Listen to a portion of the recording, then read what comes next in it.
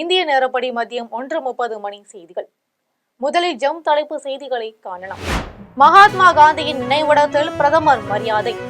தைரியம் மற்றும் எளிமையால் பெரிய மாற்றத்தை நிகழ்த்தியவர் மகாத்மா காந்தி என பிரதமர் மோடி புகழாரம். அரசு அருங்காட்சியகத்தில் மகாத்மா காந்தியின் 157வது பிறந்த நாளை ஒட்டி முதலமைச்சர் மு.க.ஸ்டாலின் மரியாதை.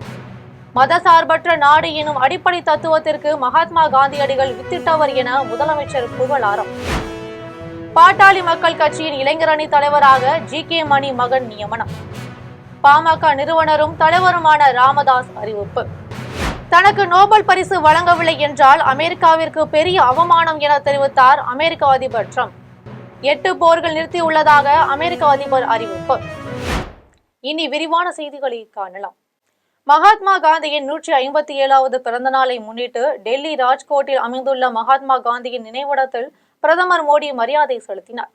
நாடு முழுவதும் மகாத்மா காந்தியின் 157வது பிறந்தநாள் விழா கொண்டாடப்படுகிறது. டெல்லி ராஜ்கோட்டில் அமைந்துள்ள மகாத்மா காந்தியின் நினைவிடத்தில் பிரதமர் மோடி மரியாதை செலுத்தினார். இதனைத் தொடர்ந்து பாரதிய ஜனதா கட்சி தலைவர்களும் மரியாதை செலுத்தினர். பின்னர் பிரதமர் மோடி பேசிய போது, வளர்ந்த பாரதத்தை உருவாக்கும் முயற்சியில் காந்தியின் வழிகளை தொடர்ந்து பின்பற்றுவோம் என்றும், தனது லட்சியங்களால் மனித வரலாற்றின் போக்கை மாற்றியமைத்த காந்திக்கு மரியாதை செலுத்துவோம் என்றும் தெரிவித்தார். தைரியம் மற்றும் எளிமை ஒரு பெரிய மாற்றத்திற்கான கருவியாக மாறும் என நிரூபித்தவர் மகாத்மா காந்தி என்று பிரதமர் நரேந்திர மோடி புகழாரம் சூட்டினார். இதனை அடுத்து மக்களின் சேவை, இரக்கம் ஆகியவற்றை முக்கியமாக கருதியவர் மகாத்மா காந்தி என்று பிரதமர் மோடி தெரிவித்தார். எழும்பூரில் மகாத்மா காந்தியின் 157வது பிறந்த நாளை ஒட்டி காந்தி உருவப்படத்திற்கு முதலமைச்சர் மு.க.ஸ்டாலின் மலர் தூவி மரியாதை செலுத்தினார். சென்னை எழும்பூரில் உள்ள அரசு அருங்காட்சியகத்தில் மகாத்மா காந்தியின் 157வது பிறந்த நாளை ஒட்டி அவரது உருவப்படத்திற்கு முதலமைச்சர் மு.க.ஸ்டாலின் மலர் தூவி மரியாதை செலுத்தினார். பின்னர் முதலமைச்சர் தனது சமூக வலைதளத்தில், நமது இந்தியா அனைத்து மத மக்களுக்குமான மதசார்பற்ற நாடு எனும் அடிப்படை தத்துவத்திற்கு மகாத்மா காந்தியடிகள் வித்திட்டவர் என்றார். தொடர்ந்து அவர், நாட்டின் தலைமை பொறுப்பில் இருப்பவரே அஞ்சல் தலையும் நினைவு நாணயமும் வெளியிடும் அவல நிலையில் இருந்து இந்தியாவை மீட்க வேண்டும். இதுவே காந்தியடிகளின் பிறந்த நாளில் நாட்டு மக்கள் அனைவரும் ஏற்க வேண்டிய உறுதிமொழி என முதலமைச்சர் மு.க.ஸ்டாலின் பதிவிட்டுள்ளார். பாமக நிறுவனரும் தலைவருமான ராமதாஸ் மாநில இளைஞரணி தலைவராக ஜி.கே. மணியின் மகனை நியமனம் செய்துள்ளார். திண்டிவனம் மாவட்டம் தைலாபுரம் தோட்டத்தில் பாமக நிறுவனரும் தலைவருமான ராமதாஸ் செய்தியாளர்களிடம் பேட்டி அளித்துள்ளார். அப்போது ராமதாஸ் பாமக மாநில இளைஞரணி தலைவராக தமிழ்குமரன் நியமனம் செய்யப்பட்டுள்ளதாக தெரிவித்தார். இதற்கான நியமன உத்தரவை ராமதாசும் அவரது மூத்த மகள் ஸ்ரீகாந்தியும் தமிழ்குமரனிடம் வழங்கினர். இதில் இளைஞரணி தலைவராக நியமிக்கப்பட்ட தமிழ்குமரன் ஜி.கே. மணியின் மகன் ஆவார் என குறிப்பிடத்தக்கது. அதிகம் நேசிக்கின்ற பிள்ளைகளில் ஒரு பிள்ளை தமிழ்குமரன். தமிழ்குமரனுக்கு இன்றைக்கு இப்பொழுது உங்கள் முன்னாலே மாநில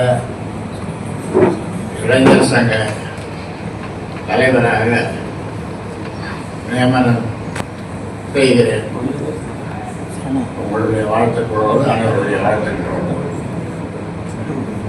ஒட்டுமொத்த பாட்டாளி மக்கள் கட்சி சங்கம் அனைவரும் அவருக்கு ஆதரவு வருவார்கள். ஊடகம் என்னையும் அவருக்கு ஆதரவு தருவது.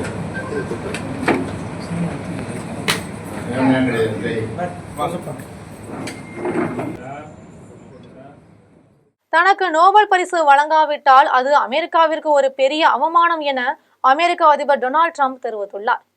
அக்டோபர் 10ஆம் தேதி அமைதிக்கான நோபல் பரிசு அறிவிக்கப்பட உள்ளது.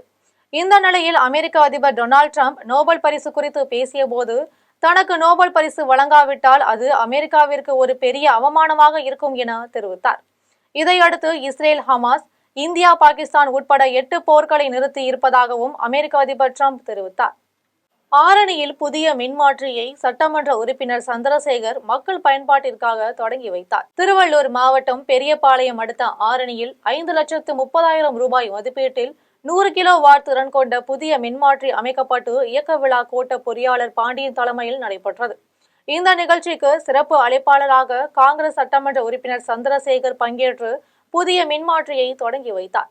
இதில் திமுக செயலாளர் முத்து, மாவட்ட பொறியாளரணி அமைப்பாளர் ரோஸ் பொன்னையன், பொருளாளர் கரிகாலன், பஞ்சட்டி உதவி செயற்பொறியாளர் பெருமாள், பன்னீர்செல்வம், உதவி பொறியாளர் விஸ்வநாதன், பொதுமக்கள் ஆகியோர் கலந்து கொண்டனர். உங்களுடன் ஸ்டாலின் திட்டத்தினால் வருவாய்த்துறையினருக்கு ஏற்பட்ட பணி சுமையை குறைக்க நடவடிக்கை எடுக்க தமிழக அரசுக்கு வருவாய்த்துறை கூட்டமைப்பினர் நன்றி தெரிவித்தனர்.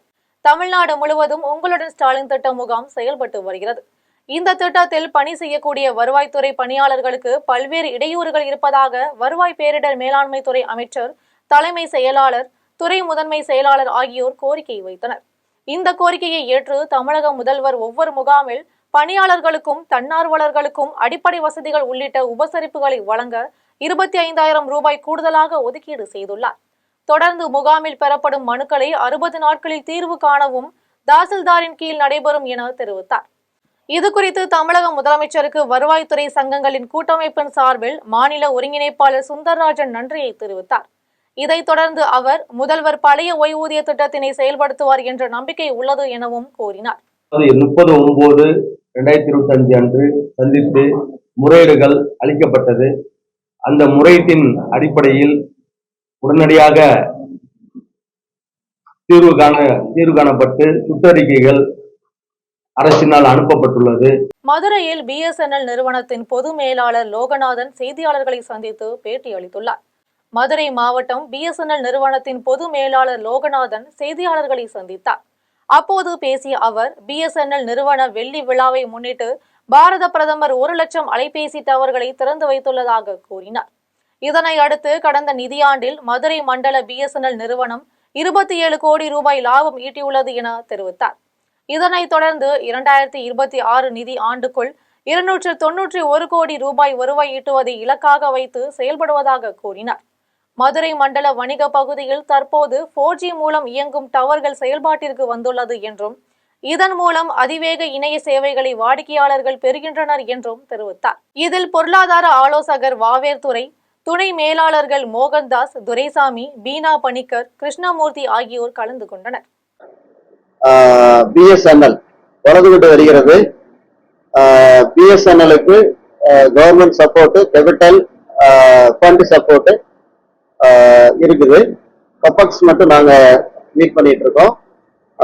இப்போ டார்கெட் DOT வந்து மெமரண்டம் ஆஃப் அண்டர்ஸ்டாண்டிங்ல BSNLக்கு every year 19% increase in target பண்ணணும்னு சொல்லியிருக்காங்க. ஐ மீன் ரெவன்யூ வந்து இன்க்ரீஸ் பண்ணி சொல்லியிருக்காங்க. திருநள்ளாற்றில் காந்தி ஜெயந்தி தினத்தை முன்னிட்டு முதலில் வரும் 100 நபர்களுக்கு ஒரு வேட்டி ₹1 விற்பனை செய்யப்பட்டது. புதுச்சேரி மாநிலம் காரைக்கால் அடுத்த திருநள்ளாற்றில் செயல்பட்டு வரும் தனியார் கதர் ஆடை நிறுவனத்தில் காந்தி ஜெயந்தி தினத்தை முன்னிட்டு முதலில் வரும் 100 நபர்களுக்கு ஒரு வேட்டி ₹1 விற்பனை செய்யப்படும் என அறிவித்தது. இதனைத் தொடர்ந்து உள்ளூர் வாசிகள் மட்டுமின்றி வெளியூரில் இருந்து திருநள்ளார் ஆலயத்திற்கு சுவாமி தரிசனத்திற்கு வந்திருந்த பக்தர்களும் முண்டியடித்து ஆடைகளை வாங்கி சென்றனர். மக்களிடையே கதர் ஆடை பயன்பாட்டை ஊக்குவிக்கும் விதமாக கடையின் உரிமையாளர் இந்த ₹1 விற்பனையை அப்பகுதியில் நிகழ்த்தியுள்ளார். இது கொடுக்கறது எங்களுக்கு என்ன ஆகும்னா, நம்ம காதி வளரணும். நிறைய பேர் இன்னைக்கு வர ஜென்ரேஷன் எல்லாருமே பிராண்டை நோக்கி போயிட்டு இருக்காங்க. அந்த பிராண்ட்ல இருந்து கொஞ்சம் காதிக்கு நிறைய பேர் வந்து வரணும், காதில என்னென்ன இருக்குன்னு தெரியணும்னு சொல்லிட்டு. திருவான்மையூரில் தமிழ் மாநில முஸ்லீம் லீக் கட்சியின் தலைவர் ஷேக் தாவூத் செய்தியாளர்களை சந்தித்து பேட்டி அளித்துள்ளார். சென்னை திருவான்மையூரில் தமிழ் மாநில முஸ்லீம் லீக் கட்சியின் தலைவர் ஷேக் தாவூத் செய்தியாளர்கள் சந்திப்பு நிகழ்ச்சி நடைபெற்றது. அப்போது பேசிய அவர், இந்தியா முழுவதும் திரும்பி பார்க்கும் வகையில் நடிகர் விஜய் அவர்களின் அரசியல் பிரச்சாரத்தில் உயிரிழப்பு ஏற்பட்டுள்ளது என்றும் தமிழக அரசியல் வரலாற்றில் இதுபோன்று நடந்ததில்லை என்று அவர் குறிப்பிட்டார். தமிழக வெற்றி கழகம் மற்றும் தமிழக அரசு சார்பில் இருந்தும் மாறி மாறி ஒருவரை ஒருவர் குற்றம் சாட்டி வருவதாக தெரிவித்தார். மேலும் நடிகர் விஜய் அங்கேயே இருந்து பிரச்சனையை சரி செய்து விட்டு வந்திருக்க வேண்டும் என்றும் கைதுக்கு பயந்தால் அவர்கள் அரசியல் தலைவராக இருக்க முடியாது என்றும் அவர் கூறினார். மேலும் உயிரிழப்பு சம்பவம் நடந்திருப்பது காவல்துறையின் பாதுகாப்பு குறைபாட்டையும் மற்றும் அரசு போதிய பாதுகாப்பு வழங்கவில்லை என்பதையும் தெளிவுபடுத்தி இருப்பதாகவும் தெரிவித்தார். கரூர் விபத்து நடந்தவுடன் முதலமைச்சர் உடனடியாக செல்கிறார் என்றும் கடந்த ஆண்டுகளில் கள்ள சாராயம் அருந்தி உயிரிழந்தவர்களுக்கும் ஏன் இதுபோன்று செல்லவில்லை என கேள்வி எழுப்பியிருக்கிறார். காவல்துறையில இருந்தும் அதே மாதிரி அதிகாரிகள், IAS அதிகாரிகளும் அதற்கு பதில் தெரிவிச்சிருக்கிறாங்க. அதெல்லாம் அப்படியெல்லாம் கிடையாது, அவங்க கேட்டதான் நாங்கள் பண்ணியிருக்கோம் அப்படிங்கிற மாதிரி பதில் தெரிவிக்கிறாங்க. 40 உயிர்கள் பலியாயிருக்கு. ஒரு 100 பேருக்கு மேல மருத்துவமனையில இருக்கிறாங்க. தூத்துக்குடியில் விஜயதசமியை ஒட்டி பெற்றோர்கள் தங்கள் குழந்தைகளுக்கு அரிசியில் விரலி மஞ்சள் மூலம் ஆ மற்றும் ஆ என எழுதி கல்வியை தொடங்கி வைத்தனர். தூத்துக்குடி மாவட்டத்தில் உள்ள SAV மேல்நிலைப்பள்ளி வளாகத்தில் விஜயதசமியை ஒட்டி குழந்தைகள் கல்வியை துவங்கும் வித்யா ஆரம்பம் நிகழ்ச்சி நடைபெற்றது. இதில் கலைமகளுக்கு மலர்களால் அலங்காரம் செய்து தீபாராதனையும் பூஜையும் நடைபெற்றது. பின்னர் நிகழ்ச்சியில் பெற்றோர்கள் தங்களது குழந்தைகளுக்கு புத்தாடைகள் அணிந்து மாலை அணிவித்து மடியில் அமர வைத்து அரிசியில் மஞ்சள் மூலம் ஆ மற்றும் ஆ அகர முதல எழுத்தெல்லாம் ஆதிபகவன் முதற்றே உலகு என எழுதி கல்வியை தொடங்கி வைத்தனர்.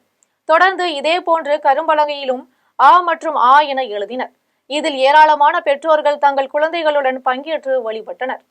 திருவனந்தபுரத்தில் விஜயதசமி விழாவையொட்டி பக்தர்கள் காத்திருந்து தங்கள் குழந்தைகளுக்கு வித்யாரம்பம் நடத்தி வைத்தனர். கேரளா மாநிலம் திருவனந்தபுரம் பூஜபுரா சரஸ்வதி ஆலய வளாகத்தில் வித்யாரம்பம் நிகழ்ச்சி நடைபெற்றது.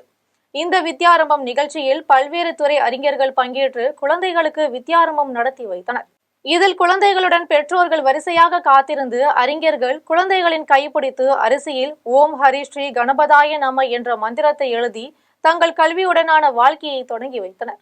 மாதவரத்தில் உயிர் மாய்த்து விட்டு விழுப்புரம் வழியாக தப்பிக்க முயன்ற 3 கொலை குற்றவாளிகளை காவல்துறையினர் கைது செய்தனர்.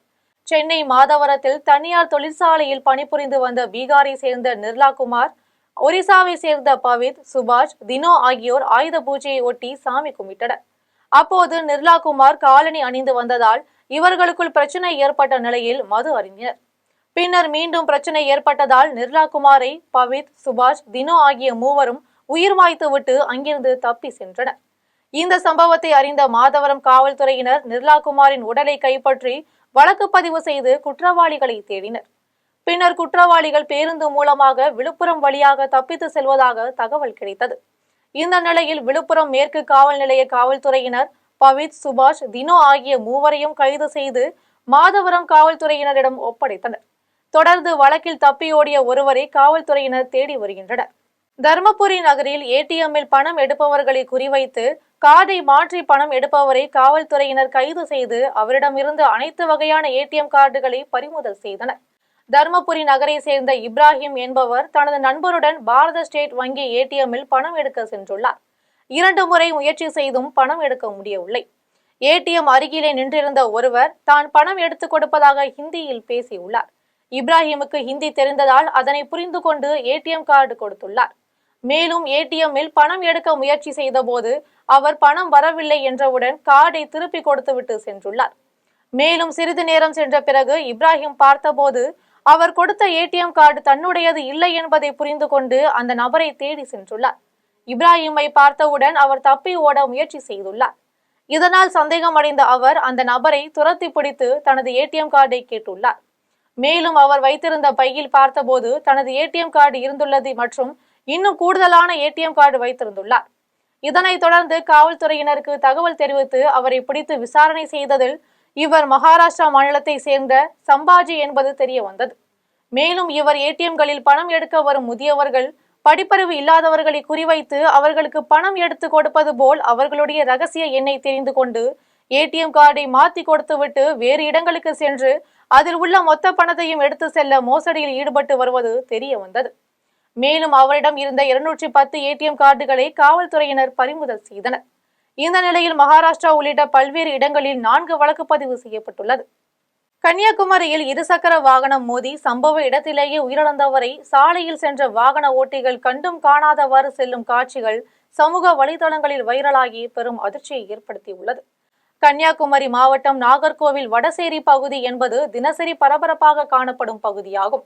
மேலும் புள்ளியில் துறையில் உதவி இயக்குநராக பணியாற்றி ஓய்வு பெற்ற மாரியப்பன் என்பவர் இரவு நேரத்தில் சாலையில் ஓரமாக நடந்து வந்த நிலையில் எதிரே தாறுமாறாக ஓட்டி வந்த பல்சர் இருசக்கர வாகனமானது மாரியப்பன் மீது மோதி விபத்து ஏற்பட்டது.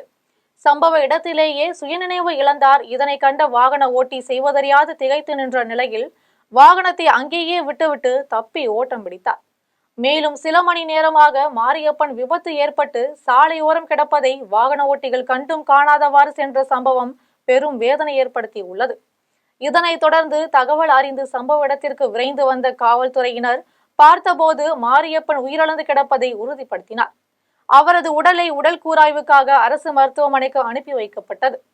மேலும் போலீசார் வழக்கு பதிவு செய்து விசாரணை மேற்கொண்டு உள்ளனர். விபத்து ஏற்பட்ட சில வினாடிகளிலேயே மாரியப்பனை மீட்டு மருத்துவமனைக்கு அழைத்து சென்று இருந்தால் உயிர் தப்பி இருக்கும் என சிசிடிவி காட்சிகள் அடிப்படையாக கொண்டு பார்க்கும்போது தெரிய வந்தது. மேலும் விபத்து குறித்த சிசிடிவி காட்சிகள் சமூக வலைதளங்களில் வைரலாகி பரவி வருகிறது. காரைக்காலில் பழமையான யமஹா RX 100 இருசக்கர வாகனத்திற்கு ஆயுத பூஜை கொண்டாட்டம் நடைபெற்றது. புதுச்சேரி மாநிலம் காரைக்கால் மாவட்டத்தில் 40 ஆண்டுகள் பழமையான வாகனத்தை பழுது நீக்கி புத்தம் புதிதாக வடிவமைக்கும் நிறுவனத்தை காரைக்காலில் பால்ராஜ் என்பவர் கடந்த 30 ஆண்டுகளாக நடத்துகிறார். இங்கு ஆயுத பூஜையை முன்னிட்டு 200க்கும் மேற்பட்டவர்கள் ஒரே மாதிரியான யமஹா RX 100 மோட்டார் சைக்கிள்களை கொண்டு வந்து அதற்கு பூஜை செய்தனர். பின்னர் வாகனங்கள் அனைத்தும் அணிவகுத்தபடி காரைக்காலில் அனைத்து சாலைகளிலும் ஊர்வலமாக சென்றனர். இதனை அடுத்து பழமையான வாகனத்திற்கு இன்னும் மவுசு இருப்பதை பார்த்து பொதுமக்கள் வியந்தனர். அதாவது ஸ்டாப் பண்ணிட்டாங்க, 3 தலைமுறை முன்னாடி ஸ்டாப் பண்ணிட்டாங்க. இருந்தாலும் இன்னைக்கு இந்த வண்டியை புதுமை மாறாமல் அப்படியே பழசு அப்படியே என்ன இருந்ததோ இப்போ வரைக்கும் அந்த வண்டி இருக்குது. இந்த RX 100 வண்டி ஓட்டினவங்க திரும்பி வேற எந்த வண்டி ஓட்டுறதுக்கு இன்ட்ரெஸ்ட் வராது. ஆத்தூர் அருகே ஆயுத பூஜையில் தன் நிறுவனத்தில் பணியாற்றும் ஓட்டுநர்களின் காலில் விழுந்த லாரி உரிமையாளரின் நெகிழ்ச்சி சம்பவம் நடைபெற்றது. சேலம் மாவட்டம் ஆத்தூர் அடுத்த ராமநாயக்கன் பாளையத்தை சேர்ந்தவர் விஜயகுமார். இவருக்கு சொந்தமான 12 லாரிகள் உள்ளது. இதில் 15 பேர் ஓட்டுநர்களாக பணியாற்றுகின்றனர்.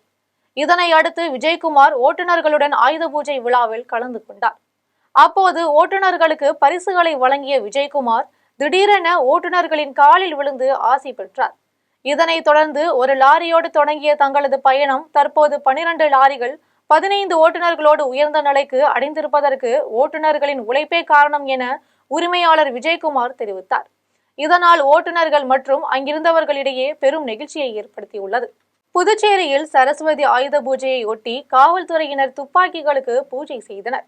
புதுச்சேரி கோரிமேட்டில் உள்ள ஆயுதப்படை தலைமை அலுவலகத்தில் சரஸ்வதி ஆயுத பூஜை விழா ஆயுதப்படை பிரிவு கண்காணிப்பாளர் ஜிந்தா கோதண்டராமன் தலைமையில் நடைபெற்றது. இதில் காவலர்கள் அலுவலகம் முழுவதும் மா இலை, தோரணங்கள் உள்ளிட்ட பொருட்கள் வைத்து அலங்கரித்தனர். இதையடுத்து பூ, பழம், அவல் பொரி, கடலை, சுண்டல், இனிப்பு வகைகள், கார வகைகள் வைத்தும் துப்பாக்கிகளுக்கு பூஜை செய்து காவல்துறையினர் கொண்டாடினர். இந்த நிகழ்ச்சியில் புதுச்சேரி ஆயுதப்படை வீரர்களும் தலைமை காவலர்களும் உள்ளிட்ட ஏராளமான காவலர்களும் கலந்து கொண்டனர். காரைக்காலில் புகழ்பெற்ற கைலாசநாதர் ஆலயத்தில் விஜயதசமியை முன்னிட்டு அம்பு போடுதல் நிகழ்ச்சி நடைபெற்றது. புதுச்சேரி மாநிலம் காரைக்காலில் அமைந்துள்ள கைலாசநாதர் ஆலயத்தில் விஜயதசமி விழாவை முன்னிட்டு அம்பு போடுதல் நிகழ்ச்சி நடைபெற்றது. இந்த ஆலயத்தில் இருந்து முருகப்பெருமான் குதிரை வாகனத்தில் எழுந்தருளி வீதி உலா வந்து வன்னி மரமாக உருவெடுத்து வன்னி அரக்கனை அம்பு தொடுத்து வதம் செய்யும் நிகழ்ச்சி மிக சிறப்பாக நடைபெற்றது. இதனைத் தொடர்ந்து குதிரை வாகனத்தில் எழுந்தருளிய முருகப்பெருமானுக்கு மகா தீபாரதனை காண்பிக்கப்பட்டது. இதில் ஏராளமான பக்தர்கள் கலந்து கொண்டு சுவாமி தரிசனம் செய்தனர். கோவை சித்தாபுதூர் ஐயப்பன் கோவிலில் வித்யாரம்பம் நிகழ்ச்சி மிக சிறப்பாக நடைபெற்றது. கோவை மாவட்டம் சித்தாபுதூர் ஐயப்பன் கோவிலில் வித்யாரம்பம் நிகழ்ச்சி சிறப்பாக நடைபெற்றது. இந்நிகழ்ச்சியில் பெற்றோர்கள் குழந்தைகளை அழைத்து வந்து சிறப்பு வழிபாடு செய்தனர். இதனைத் தொடர்ந்து நம்பூதிரிகள் குழந்தைகளின் நாக்கில் அவர்களின் பெயர்களை எழுதினர். பின்னர் குழந்தைகளின் விரலை பிடித்து அரிசியில் தாய்மொழியின் முதல் எழுத்தும் அம்மா, அப்பா என்ற எழுத்தையும் எழுதி வைத்தனர். இந்த நிகழ்ச்சியில் கலந்து கொள்வதற்காக 1000க்கும் மேற்பட்டோர் முன்பதிவு செய்துள்ளதாக கோவில் நிர்வாகம் தரப்பில் தெரிய வந்துள்ளது. இதனால் அனைவரும் நீண்ட வரிசையில் நின்று உள்ளே அனுமதிக்கப்பட்டனர். இனி வருவது தங்கம், வெள்ளி விலை மற்றும் பங்குச்சந்தை நிலவரம்.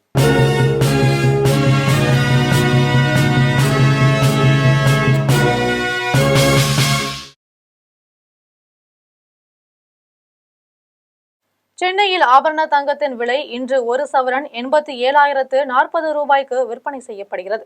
சென்னையில் இன்று ஆபரண தங்கத்தின் விலை கிராமுக்கு 70 ரூபாய் குறைந்து 10,880 ரூபாய்க்கு விற்பனை செய்யப்படுகிறது. மேலும் 1 சவரன் 560 ரூபாய் குறைந்து 87,040 ரூபாய்க்கு விற்பனை செய்யப்படுகிறது. 24 கேரட் தூய தங்கம் 1 சவரன் 94,952 ரூபாய்க்கு விற்பனை செய்யப்படுகிறது. மேலும் 1 கிராம் வெள்ளி 136 ரூபாய்க்கும் 1 கிலோ வெள்ளி 1,36,000 ரூபாய்க்கும் விற்பனை செய்யப்படுகிறது. மீண்டும் ஜம் தலைப்பு செய்திகள். மகாத்மா காந்தியின் நினைவிடத்தில் பிரதமர் மரியாதை. தைரியம் மற்றும் எளிமையால் பெரிய மாற்றத்தை நிகழ்த்தியவர் மகாத்மா காந்தி என பிரதமர் மோடி புகழாரம். அரசு அருங்காட்சியகத்தில் மகாத்மா காந்தியின் 157வது பிறந்த நாளை ஒட்டி முதலமைச்சர் மு.க.ஸ்டாலின் மரியாதை. மதசார்பற்ற நாடு எனும் அடிப்படை தத்துவத்திற்கு மகாத்மா காந்தியடிகள் வித்திட்டவர் என முதலமைச்சர் புகழாரம்.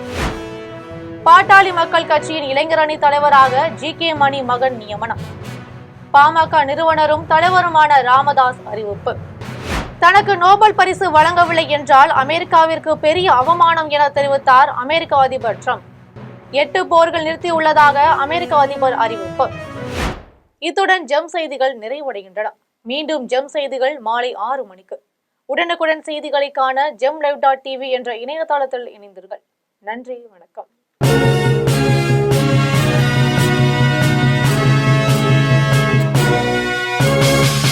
உடனுக்குடன் அப்டேட் தெரிந்து கொள்ள ஜெம் டிவி தமிழ் ஆப்பை இன்ஸ்டால் செய்யவும்.